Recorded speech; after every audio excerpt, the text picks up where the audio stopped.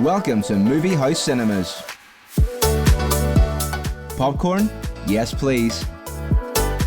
Sit back, relax, and enjoy the movie. Reclining chairs? Don't mind if I do. Action, thriller, romance, we got it all. Discover the cinema today. Movie House Cinemas, home of the movies.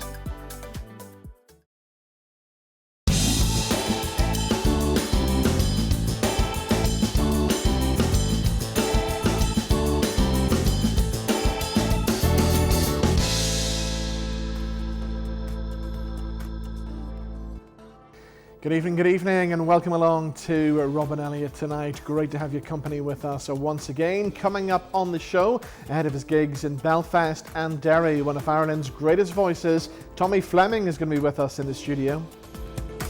I just think we're becoming very Americanized with holidays like Halloween, Valentine's. Somebody said to me the other day, "You're going out tomorrow night," which was last week, and I said, "No, why?" "Well, it's St. Bridget's Day." I'm going, when did that become a holiday? We'll also be joined by reality TV stars turned property entrepreneurs. Alex and Olivia Bowen will be telling us about life after Love Island. Honestly, it's crazy what's happened since. We've moved about 5-6 times. We've got married, had a baby. There's been 2 dogs. It's been a bit of a crazy whirlwind. But obviously, Love Island All Stars is on at the moment, so we're getting that nostalgic feeling watching some people on there that we know.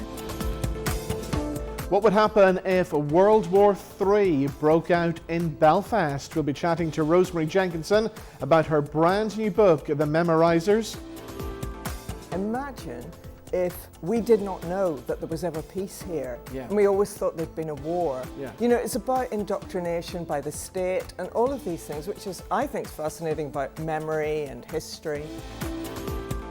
We'll find out about this year's Feel Good Festival at Portico in Portaferry. We try to bring international, national artists to perform. So it is the most beautiful drive down to Portaferry. There's great accommodation at Portaferry, places to eat. So the thing is to make a trip of it. And we'll have music from Isla McManus.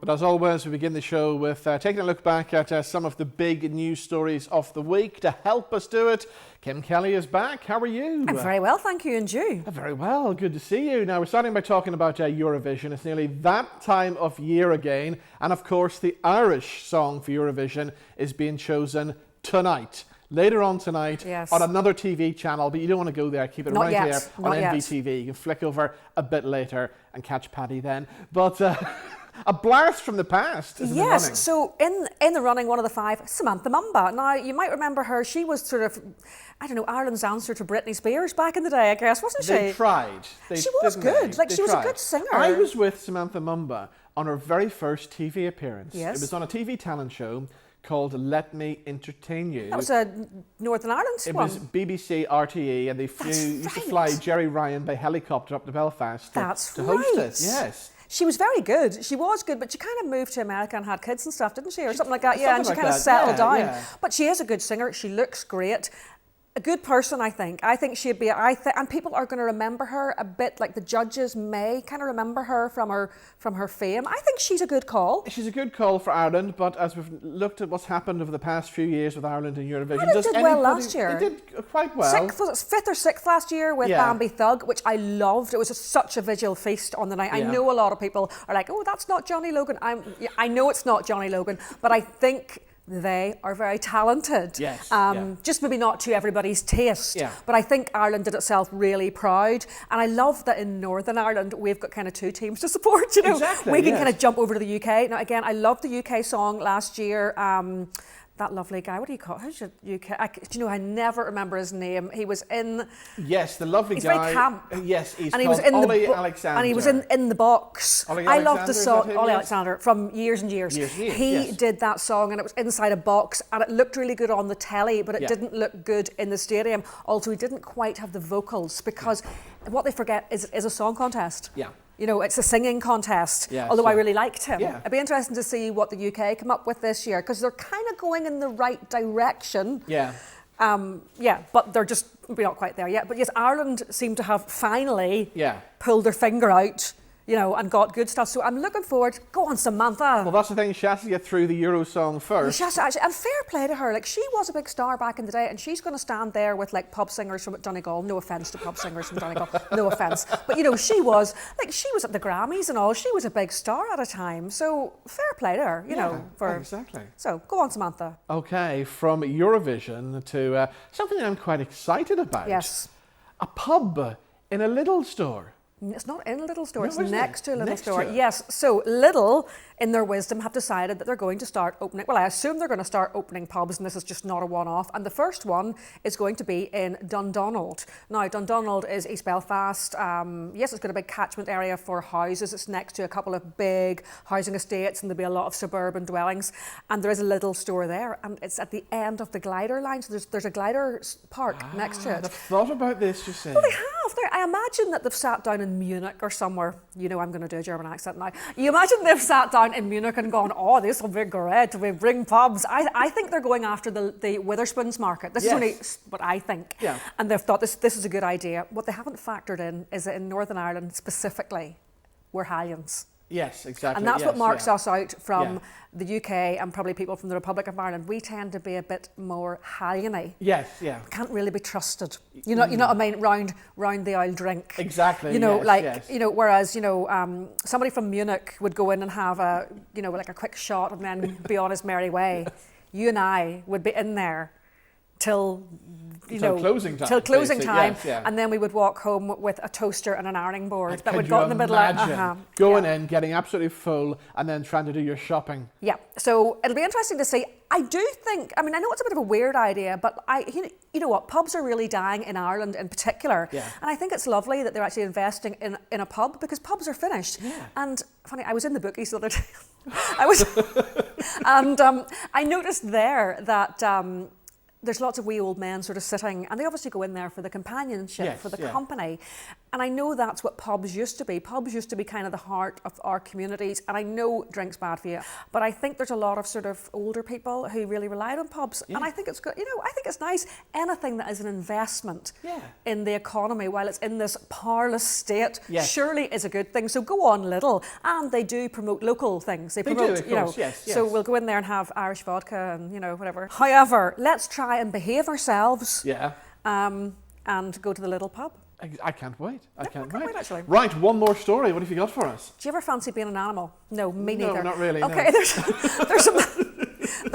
it is a thing. Yeah. So there's a man from Japan, and he has spent £12,000 on body modifications to become a dog. Right. So he lives his life as a dog, and he's got a costume and all, and he has kind of this zoo thing. Anyway, he's inviting others, I think they're called furries, aren't they, of a furry persuasion, to come and join him in his zoo, where you can go and live, and you can be a cat or a, I don't know what else you can be, like a cow, I don't know, a chicken. I think chicken. No, because I think I did read his press release, and it was something about you can't be a cat, or there's some things you can't be because they're too small. Right. Okay. And you need to get a costume on. So let's think big. A tiger. A tiger. A lion. Why would you want to be a chicken? Would you want to be a chicken? No, it just came into my head. No, I would it's like the first to be, animal came into you my know, head. probably a lion. Yeah. That'd be a good one. Polar bear. A polar bear. It'd be a polar bear. I mean, it's not, but you know what? If it's what floats your boat, Yeah. who am I? Exactly. Who am I to say don't dress up as a chicken? Anyway, so you need to go to Japan to do this. So there you go. If you've got £12,000, Yeah. yeah, Give it a go. give it a go. There what we a go. bizarre story. Crazy. That was our crazy news stories for this week. Do you want to hear some brand new music now? I would love to. A young singer. She's lovely. very young, actually. Isla McManus. Oh, I know her. She sung at the local She Woman is Awards. fabulous, and she is note perfect. She is, isn't she? I spoke to somebody who worked with her recently, and they said that she's absolutely pitch perfect. Yeah. Well, she's been working away with James Shewish That's right, at that's the who I spoke Alfie to. Bow James Shewish Academy, and they've put together this fabulous new Oh, it's video. lovely. So here she is. This girl is going to be a star. Here's little Isla McManus.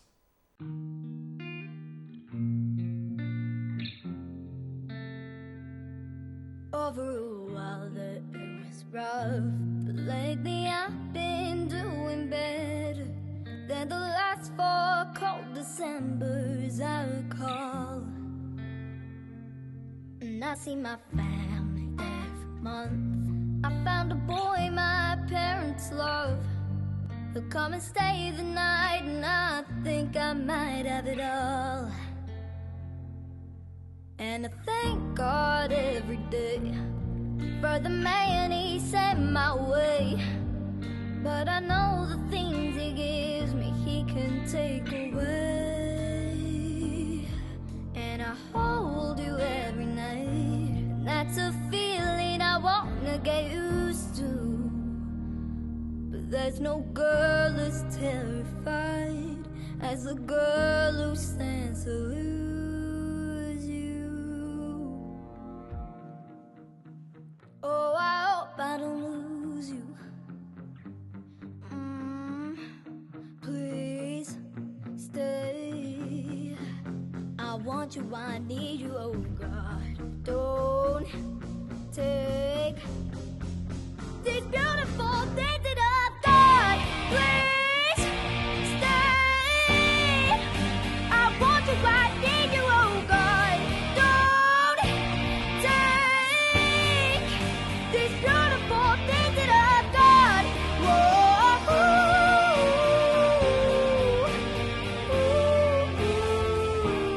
Please don't say.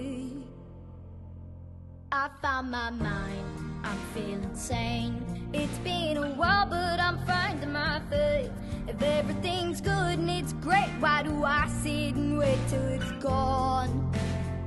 Oh, I'll tell you, I know I've got enough. I've got peace and I've got love, but I'm up at night thinking I just might lose it all. Please stay. I want you, I need you, oh God. Don't take these beautiful things that I've got. So there we go, a young lady with a big future ahead of her. That's Isla McManus, and that's a track called Beautiful Things. And you can do a search on YouTube for some more of the James Hewish introducing sessions. Right, on the way shortly, we'll be finding out about this year's Feel Good Festival down at Portico in Portaferry. And we'll be chatting to Love Island stars Alex and Olivia Bowen.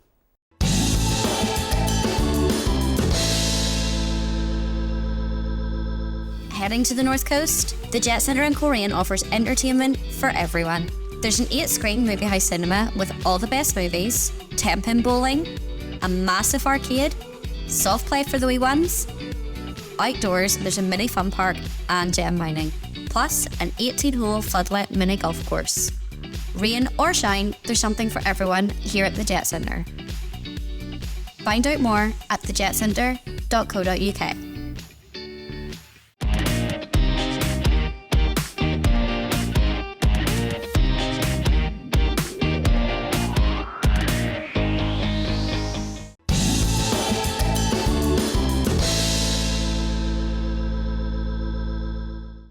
And welcome back to Robin Elliott tonight. Next up, we're talking about a festival that's happening at one of my favourite venues. If you've never been to the Portico down in Portaferry, you've got to go. It's a stunning building. There's lots of great entertainment happening, including their Feel Good Festival, which is happening throughout the whole month of March. Neil McClure joins us now to tell us all about it. How are you, sir? Fine, thank you, Robin, though I'm sorry about my voice. Everybody seems to be suffering from colds and things at the minute, don't they? Yeah, absolutely. So it's that time of year again, the Feel Good Festival. I was down last year, there was so much happening, and again, you've got a full programme with people from all around the world coming to this. Well, we try to bring international, national artists to perform, and we try to run right across the spectrum. So we begin the first weekend of March with Ciela, which is an a cappella or unaccompanied choral sensation, 5 female voices, absolutely taken Europe, mainland Europe by storm. This is their first time in Ireland, hugely exciting, beautiful noise. And then, rather than looking at Europe, we look to America, and the next day we have the Calidore String Quartet coming to do an all Beethoven program, which is just going to be exquisite. They are at the very top of their game, and that's being recorded for one of your opposition, Radio 3. And then the following weekend, we have a bit of change of gear, and we have the Iconettes performing, so dancing in the aisles and so forth for those who want to do that. And the next day, a sing-along tutorial group with Una McCann for those who want to participate rather than actually sort of sitting back and listening. And that takes us into the following weekend, so we're now in the middle of March, and that weekend the organ is going to feature. We have a stunningly wonderful organ in Portico. And everybody loves to touch this organ when they get down to Portico, don't they? Well, so they say. And the first night we have a guy called DJ Reductio, and he's a young guy who blends classical organ music with dance music. Yeah. He really wants to be a DJ, a frustrated DJ. But he trained as an organist, so it's an amazing combination. I mean, the noises and the beats that he produces are incredible. And then the next day, to calm us all back down, Peter Stevens, the assistant organist at Westminster Cathedral, is coming over to give a more traditional sit back in your seats and listen kind of organ recital. And then the penultimate weekend in March, we've got Stevie Scullion. Now, you'll know well of Stevie Scullion from Melodeon, sort of countrified rock and so forth. And Stevie has a new band called The Breeze, and they're performing for us on Saturday night. I mean, I love Stevie's music. It's you won't realise this, but Stevie actually composed a piece for organ for us about 3 years ago. Really? Yeah, he's a very talented guy. Beautiful piece. And then the next day, it's lying back in the pews, legs up, pew bathing, and Tessa Ann is going not only to bring her gongs and all the rest of it, Tibetan bowls and the whole works, but she's actually going to use some of the recordings of choral music we've done in Portico to create this sort of sensory Now, I did that atmosphere. last year. I mean, it really is one of the most relaxing things I've done. It's just an amazing experience. Well, and this year with the added advantage of Portico's choirs singing. Lovely. And then the final weekend, we have a touch of comedy with Paddy McDonnell and his Dagger show. Yes. And then the next day we wind up with Foster and Allen. So it's a complete cross-section running throughout the whole of March. Brilliant. Well, if people want to get their hands on tickets, if they need some more information, where can they go to for that? PorticoArts.com. Just Google Portico and Portaferry, and it'll take you straight to the website. Brilliant. And of course, it's not just the festival that's happening in March, it's things happening throughout the whole year down in Portico, isn't there?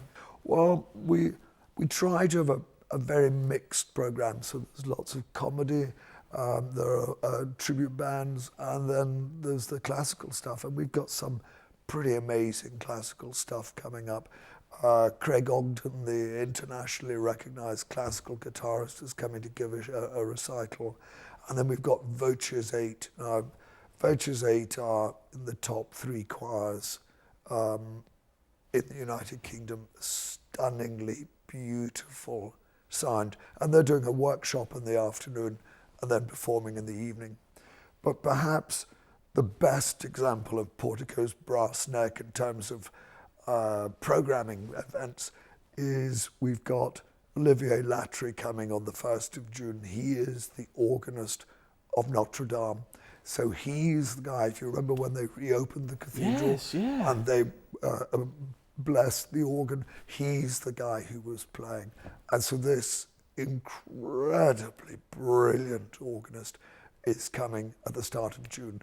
And we really, really want that to be a sellout. Brilliant. And it's all happening in Portaferry as well, which of course is just a fabulous place to visit.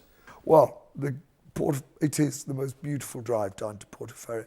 There's great accommodation at Portaferry, places to eat. So the thing is to make a trip of it, and you don't have to worry about parking.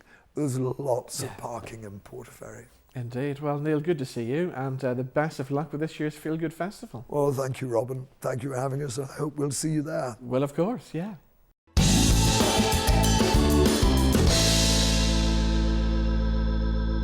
Right, our next guests are reality TV stars turned property entrepreneurs. They're going to be telling us today how to make our homes as water efficient as possible. Alex and Olivia Bowen join us now. Good to see you both. Hello, mate. You well? Hello. Very well, thank you. So talk us through this new campaign then, because there really is a need to reduce water waste in our homes. Yeah, so we began working with Affinity Water. We had them come over to our house and we assessed our own house. And now, obviously, it's really great to be working with them on this. It's just about raising awareness on how we can all, help to save water. There is a stat that's come out that water demand could exceed supply by 2036, which I think is pretty scary. And I think we do need to start taking it seriously, but there's lots of tips on Affinity Water's new guidebook that they've brought out. They have the Water Saving House of the Future, which basically is what we look to aspire to when saving water. It has all of the tips in there, practical, easy, innovative, lots in there to read about. And when you think about it, we really do waste a lot of water at home on a daily basis, don't we? Oh yeah, 100%. I mean, we've got our son that loves washing up, and he tries to leave the tap on constantly, and it's kind of like you don't realize how much water you're actually wasting. He likes turning the sprinklers on and like getting the hose out and watering the plants, and like you don't realize how much you waste. So talk us through some of your water saving tips then. Harvesting rainwater, that's a big one.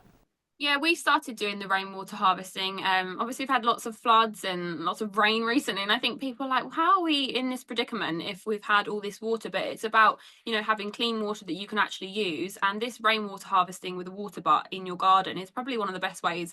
Get that in your garden now, and you're going to see a big difference quite quickly watering your plants. And as we come into spring, that's what we all need. There is things that you can put on your tap. They're called tap aerators, and this basically reduces the water flow, but it adds the pressure, so you save water that way. I think that's a good one for Abel on our tap. There's lots of little tips and tricks, but obviously if you do forget what I've said, you can pop over to the guidebook. And when it comes to buying things like new dishwashers or new washing machines, always look out for the Water Sense label.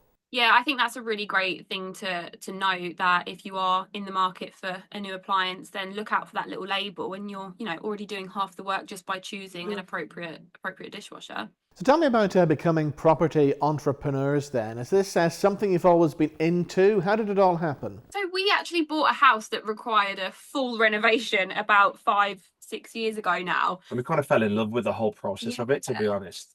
Liv obviously does interior design, so it kind of coincided with that. And then we just kind of fell into place really, and we just carried it on. I think we just wanted to find a way to utilise, all the work that we've done over the years and invest in something that we love, but is also, securing our future and Abel's future. And for us, property was just something that we love to do and we still really enjoy. Yeah. And you've just taken on a new property in Spain. Yeah, that one is a bit more a personal one. That's a personal fun one, yeah. But I think with Abel and with wanting more children in the future, we are too scared to fly anywhere further than Spain. So we just thought, that is something that we've always wanted to do. If we're able to do it, and I had my dad's boss actually had a house in Spain, and we loved going there as kids. And I just thought I would absolutely love to give my child that. So that's been our project that's taken a lot of our time, attention. We can't keep taking the grandparents to Dubai, can we? So. Really exciting project, but yeah, it's taken a bit of work to get there, but we're finally there, so that's exciting. Let's talk about Love Island. It was 2016 when you guys were on the show. That's scary, isn't it? How scary is that? I know. The time has just flown in. Honestly, it's crazy what's happened since. We've moved about 5-6 times. We've got married, had a baby. There's been 2 dogs. It's been a bit of a crazy whirlwind. But obviously, Love Island All Stars is on at the moment, so we're getting that nostalgic feeling watching some people on there that we know. So give us your thoughts then on the contestants on the new series of All Stars. I mean, to be honest, it's quite nice having this difference between the summer one, where it's a lot more younger people on there, like the early 20s. And in this season, obviously, we know Scott, who's 36, Marcel was 39. To have that more maturity in the show, it shows a different aspect to it. So it's really fun to watch, I think. So a lot of the romances on Love Island have failed. You two are still together. What's your secret? How do you make it last? I actually answered this question the other day. I feel like a lot of people just kind of like run at the first sign of trouble when you're arguing with someone. Me and Liv have our fair share of arguments. I mean, Just for me. yeah, exactly. You see what I mean? But yeah, well, I think we're both not quitters, and I think in today's society, it's so easy to like jump on social media, jump on a dating website, and get with someone new. So I feel like you just got to work through the tough times and like stay with each other. I think so. Yeah. Now, is there any other exciting projects in the pipeline that we should know about? You got your fitness app. Yeah, so obviously fitness has always been a passion of mine. That's what I used to do before scaffolding, and then I went into obviously Love Island, and that's always been my passion. So I've actually released my own coaching company called Pure 45. So obviously that's just like a really big thing for me, helping others and stuff as well. So that's amazing, yeah. No, it's hopefully going to be a busy year. There's obviously projects that we're not allowed to talk about. We never are. It's always that, isn't it? No, sorry, I can't say. But we work with lots of lovely brands. Hopefully we continue to work with Affinity Water to keep raising awareness. And I have a lovely partnership with Glade. So yeah, it's going to be a fun year, hopefully. Now, coming back to the campaign with Infinity Water and the Water Saving House of the Future booklet, where can we access this? You can just pop over to Affinity Water's website and find the guidebook. If you are a customer of theirs, you will probably get sent out a little booklet explaining that. You can head over to our homepage, the Bowen Home. We also have a few little videos on there about the look and listen test. So there's lots of things. Just pop Affinity Water into a search bar and you'll probably get what you're looking for. Well, Alex and Olivia, it's been great talking to you. Thank you so much for joining us on the show. Thank you. Thank you.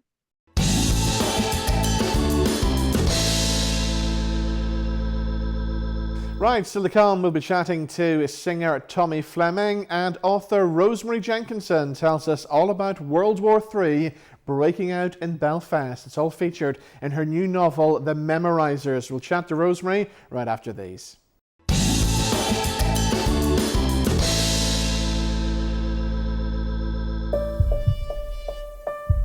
Here we are on the north coast, where sporting legends are made. He needs this putt to advance to the next stage, but can he do it? The crowd are holding their breath. Can he cope with the pressure? Dad, would you take the shot? Yes! Yeah! Well,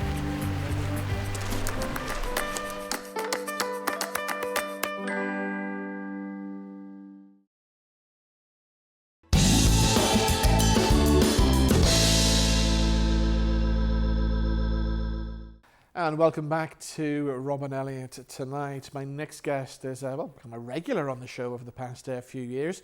She's a top author and a poet, and she's just produced this. This is called The Memorisers. It's the new novel from Rosemary Jenkinson. How are you? Very well, thank you, Robin. And that's actually my debut novel, Your I have to debut say. Yeah, novel? the very first. And Yeah. how did it feel to get your debut novel in your hand? Like a relief. It should have taken about 30 years, but hey, I got there eventually.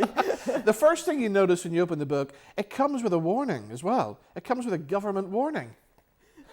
Yes. It's serious stuff. It's serious stuff. Yeah, it's a kind of, obviously a fake government warning, but now you've totally blown the whole conceit of the novel. Yeah, that was the whole secret.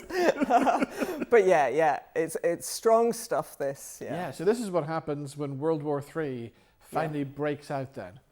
That's right, yes. As well, some would argue it's already broken out because we had Gaza and Ukraine, and this one is particularly inspired by Ukraine and what has been happening there. Yeah. So tell us about it. How did it all come about then? Yeah, so it was really my visits to Ukraine, and I was so kind of taken aback by how you're almost like in World War II with the bombed cities, the sound of drones exploding at night. It's just so frightening. And I thought, what would that be like if it came to Belfast? Yeah. As it could if we had, I mean, let's face it, Putin has warned of nuclear war, so why not? Why can't we believe that that could happen? So who do we meet in the book then? Tell us about some of these characters. Yeah, so the main character is Joe Elliott, a journalist, writer, a bit like myself. Devastatingly attractive, of course. And so she's on the front line. Something happens, she's in an explosion, is wounded. She forgets the story she was covering. So basically the story is about uncovering the secret of what is happening. And it's very much about Belfast's past and how, imagine if peace, we did not know that there was ever peace here. Yeah. And we always thought there'd been a war. Yeah. You know, it's about indoctrination by the state and all of these things, which is, I think, is fascinating about memory and history. And of course, you've met over your travels throughout Belfast, you've met people who've been involved in various things across this city. So is there characters based on the people that you've met in real life? Or? You're probably talking about people in bonfires, at bonfires, but no. I mean, look, there's always a composite of people I've met in real life. Actually, I stole somebody's name of a very good friend of mine, and the character isn't like him at all. Right. But the name just suited. So I don't know if it's kind of quite an evil character. So I hope they're not too offended when they read the book. Yeah. And do people recognise themselves in your book and say, "Hey, Rosemary, that's me. I told you that." Or... Sometimes sometimes, but usually if it's a really bad person, they think it's somebody else. They say, "Is that such and such?" And I'm like, "Oh yeah, absolutely, it is. It's not you." Yeah. So, is there going to be any more of these? I mean, things set in Belfast in the future, World War III, these could go on forever. I actually do like that whole kind of... I always wanted to do one because I read George Orwell's 1984 and adored it. Yeah. So it was always like an ambition. And then I really, really like the whole idea of futuristic Belfast. You know, so yeah, I think there could be many a few. Oh, wow. Okay. Now, you've been on the show quite recently a few times to plug your poetry book before and other stuff as well. But people watching this go, she's lucky. You know, she seems to be releasing something all the time, and there's plenty of authors out there who I'm sure are struggling and sending in manuscripts to various publishers and being turned down all the time. But I just have a very good publisher. He likes to, what I produce, he loves to put out. So, I mean, you know, it's just good fortune in that way.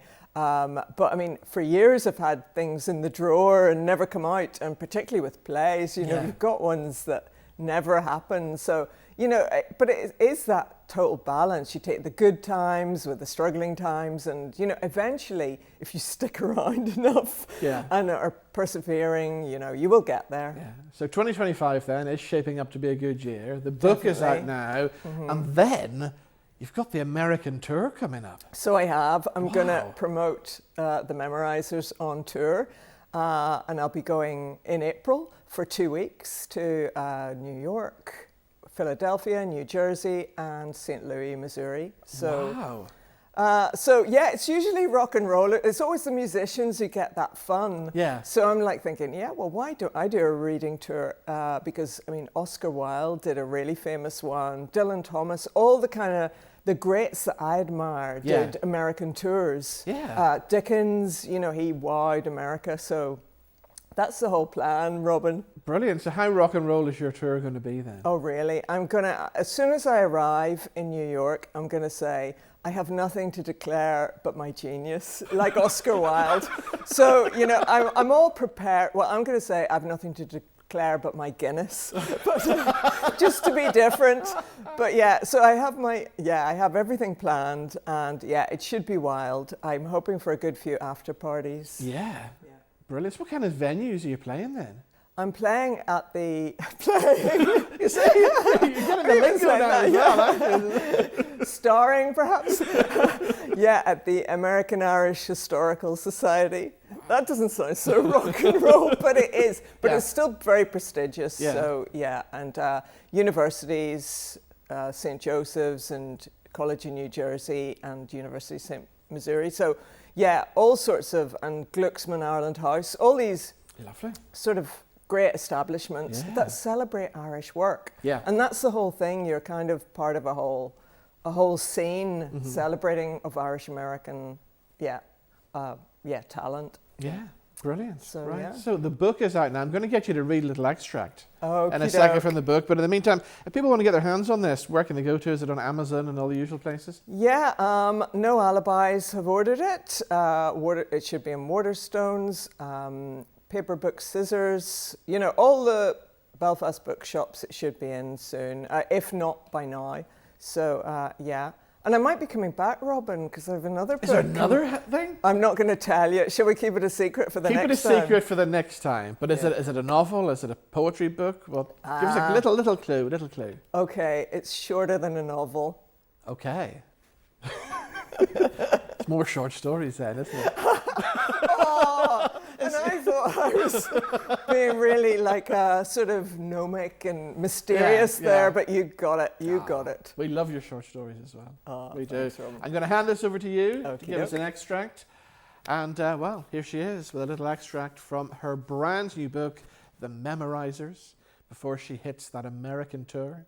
Here's Rosemary Jenkinson. Okay. What was your birth giver's maiden name? He asked to check my memory. Birth giver. At that I chuckled. I knew my mum's name was Kate, but her surname had slipped my mind years ago because she and Dad died in a fire when I was 4 and all the documents had been burnt to cinders. I don't know. Morgan? He pursed his lips at my levity. He seemed in a rush to discharge me and free up a bed. Your age? 29. When did the enemy invade Western Front West?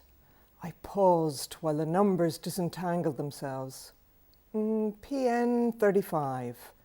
What is Kerensky Samara's 5-point plan for peace? I recognized the Grand Commander's name, but I couldn't for the life of me remember their peace plan. It made my head pound to think. I don't have a baldy. Don't have a clue, he corrected me sharply. I'll put that down to temporary impairment.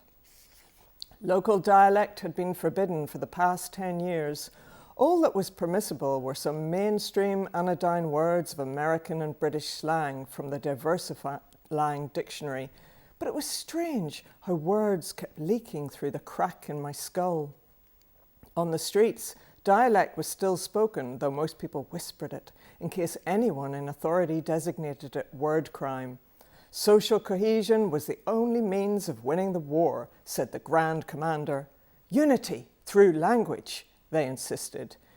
The theory was that if language was a unifying force, then the Sino-Russians, in the event of victory, wouldn't be able to impose either of their languages. Brilliant. Thank you. Can't wait to read the full thing. Rosemary, good to see you as always. As always, Robin.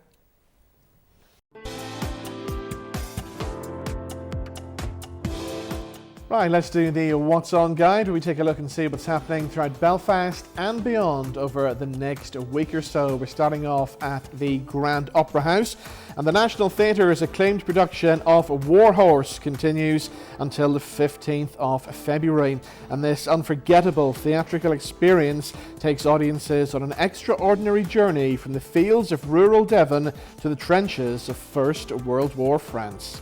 Legends of Irish music and song, the Furies, of course, are renowned for their hit songs I Will Love You, When You Were Sweet 16, The Green Fields of France, Red Rose Cafe, and many, many more. The Furies play the Portico in Portaferry on the 9th of February. Patrick Feeney brings his country and gospel show to the Marketplace Theatre in Armagh on February the 13th. And don't miss William Caulfield's 30th anniversary Our Jimmy tribute show with special guests Orla Mullen and Keith Lynch, as well as musical accompaniment by Ivan Black at the Ulster Hall here in Belfast on the 13th of February. And that show is packed with stand-up comedy and the best loved hilarious sketches, old and new, from over the last 30 years. And we're heading to the city of Lisburn next, to the Lagan Valley Island on the 15th of February. And Jim Brown brings his Two Sides of Elvis show to town. And with this show, Jim Brown, aka The King, pays tribute to Elvis's religious roots alongside the country material and all the hits as well. And if you want to catch a movie in cinemas this weekend, why not give September 5th a go? During the 1972 Munich Olympics, an American sports broadcasting crew finds itself thrust into covering the hostage crisis involving Israeli athletes. And you can catch September 5th in cinemas everywhere this weekend. Still to come, we're chatting to one of Ireland's greatest singers. Tommy Fleming is here with us in the studio right after these.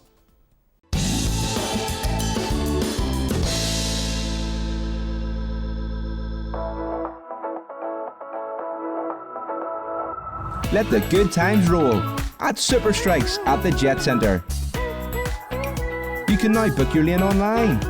We've got 14 bowling lanes and 4 mini bowling lanes. Plus we serve delicious hot food and snacks, or enjoy a cold beverage with your food after the game. Discover bowling today at the Jet Centre. Jet Centre. Entertainment for everyone.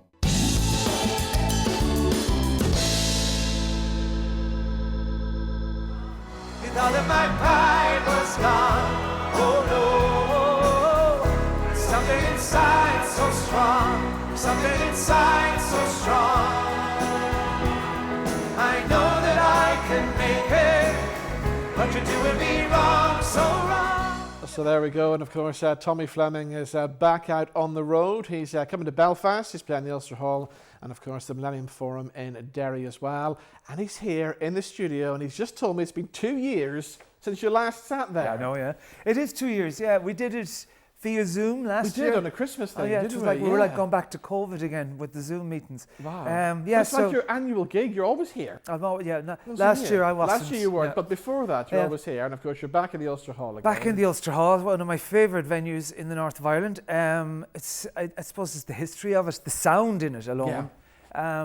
Though the whole backdrop is just, I just love the Ulster Hall. Yeah. And the high stage.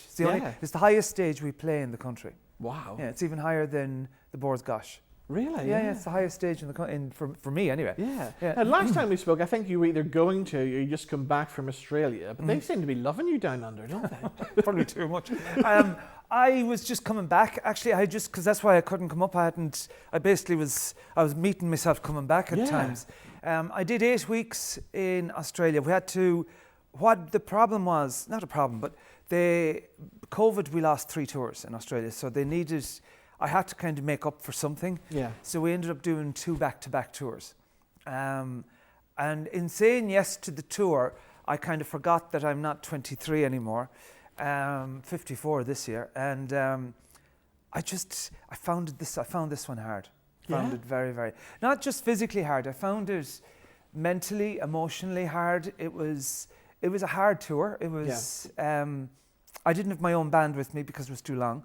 So I was working with Oz musicians, lovely guys, but I didn't have my own team. Yeah. So I was on my own essentially. And I remember one morning, it was actually 6 a.m. in the morning. I was on the balcony in the apartment in Potts Point in Sydney, and it was video calls all the time home on WhatsApp and that. And Tina said, "Show me what's it like out there." And I was panning the phone, and like Harbour Bridge, Sydney Opera House. And she said, "I don't know what you're complaining about." She said, "You're the luckiest, blah, blah, blah, in the world." And I said, "Yeah, but I'm the loneliest man in the world." And I ended up writing a song that evening, sitting at my balcony, called Lucky to Be Lonely.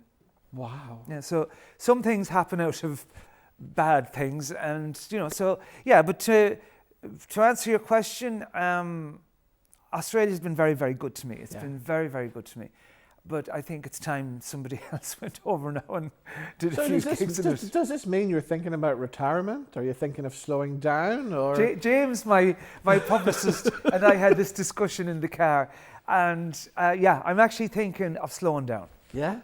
Pulling back a bit. Well, this year even alone I'm doing that. I finish, the last weekend of shows is Belfast, Derry, and Dublin. Right. And I finish on the 23rd. Belfast is the 21st of February. Derry's the 22nd in the Millennium Forum. And I finish in Dublin in the Boar's Gosh on the 23rd. And I don't go back on a stage, or apart from the studio, I don't do another thing until November. Wow. But you are going into the studio in I go March. to the studio, yeah. Tell us what's going to happen. What are you planning then? A friend of mine from Edinburgh, a really gorgeous singer called Adam Holmes, a real folky. And he was writing a song, and he sent me parts of the song, and I said, "What's the title?" And he said, "Oh, I've no idea." He said, "It's about coming home and it's about singing." And I said, "Sing Me Back Home." And that was, as soon as we had that name, we had an album. Wow. So we're calling it Sing Me Back Home. So it's going back to my roots. It's very, very traditional and folky. It's like we're doing songs like Skibbereen. We're doing The Croppy Boy. There's some really old songs. And yet there's a song that I'm covering by a lad from Derry called J.C. Stewart. Right. who wrote a song called BT45, and it's about being away touring and trying to get home. So that's another one of the songs. But I'm really looking forward to, while I can sing, I think I can, to do these songs the way I would have done them 30 years ago, maybe more. Wow. So I'm looking forward to that. You know, I was in Nashville back in October. Great place. They were asking about you. They were. Was it? I hope he's not coming back. Yeah, I was over there in the last time I was doing a tour in the States was 2017 or 18, I think. Yeah. It was actually 18 because it was prior to a tour in Australia, and I loved a show we did in the City Winery. Yes. In Nashville, and loved it. It was a great venue. Vince Gill came up and sang with me. Well, I met Vince Gill while I was there, and I know he is a friend of yours. Yeah, lovely man. Very, very. Do you know what I loved about Vince Gill is so unassuming. When I sent him the email to do the duet with me on the Stories album, I thought this is after going to go through from one office to an agent to a manager and I just got the email back straight from Vince to say, yeah, would love to just send me the track and see what we can do. And I thought, you're kidding me. Yeah. And that's how a friendship with Vince was formed in 2016. The thing that surprised me most about him as well, when people become part of the Grand Ole Opry, they don't get paid to perform in the Opry, so they all have to agree to do 3 shows a year. But Vince Gill, on top of his 3 shows a year, whenever he's at home in Nashville, he'll just turn up. Yeah, just like that. I'm home tonight, I'm going to go and play the Opry tonight. And you know, like most people would actually say, I'm home tonight, I'm not going outside the door. You know, so I couldn't do that. I genuinely couldn't do that. Whereas I've got to know Vince over the years, and one of his mottos when I said, I'm really glad you said yes to sing the song with me, and he said, anybody that asked me, he said, I sing with them. And I thought, wow, there's nature in people still, you know what I mean? So that's one thing he taught me. And I remember when I rang him up and said, do you want to do dinner? What would you like to do? You know, I was kind of thinking, what'll I do? He said, meet me at such a cafe for breakfast. And we were there from 10 a.m. until 1. Yeah. Just talking nonsense. And did you have the biscuits with gravy and the grits and everything? And one thing, he's a brilliant singer, but by God, can he eat? And I was like, God, I'm going to die here. It was a gem to work with. And are you a fan of the American country music? Oh, I love American country music, absolutely. What I love about it is there's an element of folk or trad or Irish somewhere in there. It had to be, you know, with fiddles, banjos, the whole lot. And when you hear the real country singers singing, like Brad Paisley, like Vince Gill, Kenny Rogers, whom I worked with on an UK tour, they're phenomenal. Yeah, you know, they've got this, I don't know what it is. They've got this thing. Yeah, star power, I guess. And that's what was Kenny like? I mean, that is superstar level, Kenny Rogers level. Kenny Rogers was, again, and I'm not just saying, I'm not being cliche about it. When Kenny asked me to do the tour in the UK, I was like, well, I'm not country, you know what I mean? That's I kind of cross a few genres. And he had been a fan for a while, so we did the UK tour, and I did 45 minutes opening up, and we did 10 shows. And every show I performed at, he stood at the side of the stage and watched every one of them. Wow. Whereas, I'll be honest, if that was me, I'd have come down, watched 20 minutes of it and said, I have to go and get ready. Yes. But he came down and he sat on a seat and he watched 45 minutes every night. Wow. Yeah, lovely man, lovely man. I want to talk to you about Wee Teddy as well, because for anybody who's watched your YouTube channel or has watched yourself in the Jeep, they would know Teddy. And I think for what you were telling me off the air there, it seems the whole country fell in love with him. They loved him more than me. Ted it was funny, when we got Ted, it was 2009. And he was got from my daughter Becky, who had just had her tonsils out and she was going through a rough patch and she was feeling very sorry for herself. So we got this puppy. And like all 13-year-olds, responsibility isn't the head of the agenda. Yeah. So that kind of went by the wayside. So Tina and Becky went on holidays, I remember, somewhere, because I was working. And Ted stayed with me, and that kind of, the bond happened then. Yeah. And Ted was always with me. Yeah. And it's it's a very quiet house without him. He's 5 weeks now. He'll be 6 weeks on Friday, and there isn't a day goes by that I don't miss him. And I know people are going to say it's just a dog, or some people will, and that's if they want to think that's fine. But this Teddy was special, and he got me through tough times when I lost both my parents in 2012. That little dog put a smile back on my face when I thought nobody could do that. And he also always had a happy little face He had as a big happy head on him. Didn't he? Yeah, he had a big happy head on him, and he loved sitting in the back of the Jeep. He loved going for a run with me on the beach. One of his favourite, the reason he used to love going for a run on the beach was I would go to the local shop, which was the Centra, and he'd run down to the deli counter and they'd give him the end of the ham and he'd run back out and get into the Jeep so I didn't see him. I knew well what was going on. So he was a character. Yeah. He was a character and a half. And, we used to get presents from all over the world for him during COVID. And it's even, I'm well enough now actually. Yeah. But anyway, I miss him. I miss him terribly. And were you a doggy person before you got him? Were you? Yeah, Did you always dog? Even as a child, did you have dogs? I don't have a memory of when I didn't have a dog. Yeah.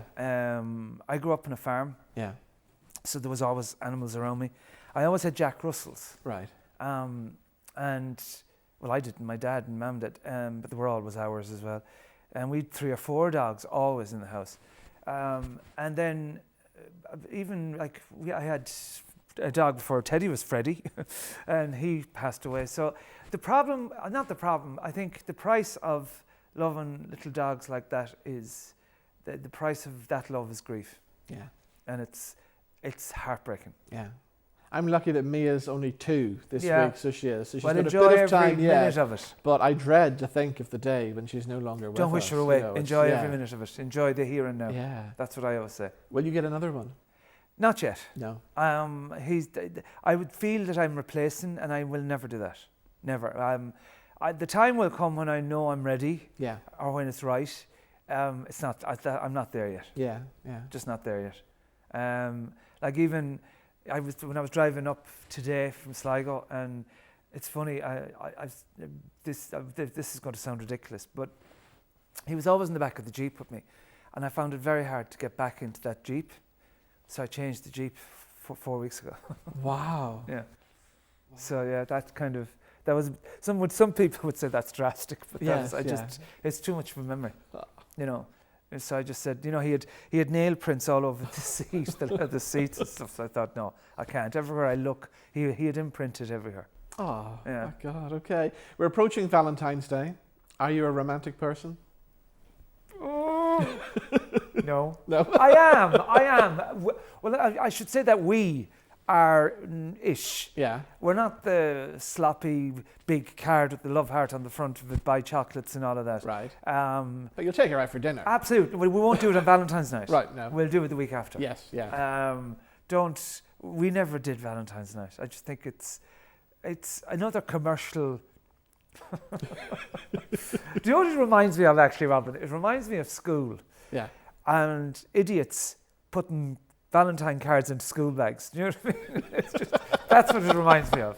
And did you get many in school? I didn't get many, no, but I didn't get enough. That's probably why I have a problem with it. So I just think it's more than Christmas. And all of a sudden, I just think we're becoming very Americanized with holidays like Halloween, Valentine's. Is there anyone left? Somebody said to me the other day, "You're going out tomorrow night," which was last week, and I said, "No, why? Well, it's St. Bridget's Day." When did that become a holiday? It's all those things to me are just too commercialized. Yeah.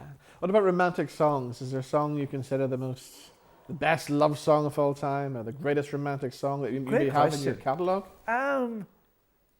There's 2 songs. Yeah. Ed Sheeran's "Perfect." Right. Yeah. And the theme from one of the songs from the soundtrack of the Prince of Tides movie, which is called "The Places That Belong to You." Yes. That's a stunning song. Yeah. And it's not about unrequited love or love. It's about losing out. Yes. Yeah. That it doesn't always work out. Yeah. And that's what that. So their 2 songs are that's a bit of a juxtaposition, but they're they're the two that I would put up there. Brilliant. So you're back in Belfast, 21st of February. Friday, 21st of February. Always look forward to it. Yeah. Do you know the one thing about I always find this, it's almost like they're two different areas of the world when you do Belfast and you do Derry. Yeah. And Belfast, they're hecklers. Oh my God, they heckle. They do. And if they don't like something, they let you know. Right. You know what I mean? And it's like we always know the songs that we call the peeing songs in the set in Belfast, because you see people just getting up to go to the toilet, because you know exactly what they're thinking. They're going, oh, I don't know this one, so I'm going to the toilet. In Derry, they're very much the opposite. Yeah. They're actually very quiet. Which song do you predict they're going to go to the toilet to in Belfast this time? I have two. Go. Jubilee, which was written by Mary Chapin Carpenter, and the third last song, which is a song called Fare Thee Well, Love. Right.